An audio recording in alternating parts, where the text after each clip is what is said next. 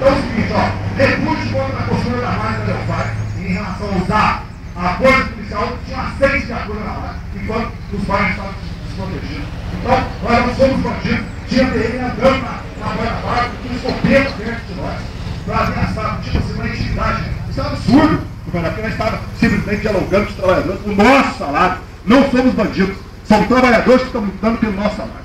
Então, companheirado, para fechar a Assembleia, 6% não dá. Nós queremos votar com os companheiros que é o seguinte: contra os 6%, como votamos nas outras empresas. O estado de greve contra a postura da patronal. Hoje nós temos negociação. E se não avançar, nós vamos para todas as empresas discutir paralisação das fábricas, atrás de tudo que for. E aqui na IBL o pessoal já está acostumado com isso. Os companheiros estão a favor do sindicato, contra os 6%, repudiando a postura da patronal em relação a utilizar a força policial nas fábricas. Por favor, levante a mão junto do estado de greve. Vamos lá, companheirado.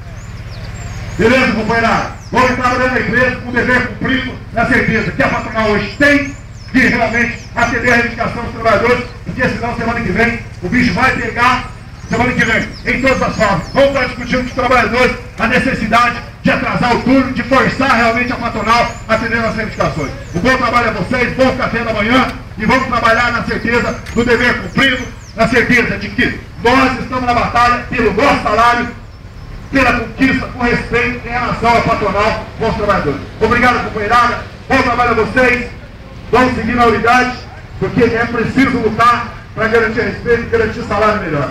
Obrigado, companheirada, bom trabalho, vamos seguir na unidade, que é nessa unidade, na força dos companheiros, que nós vamos com certeza buscar uma vida melhor para todos os metalúrgicos da nossa região. Parabéns, companheiro.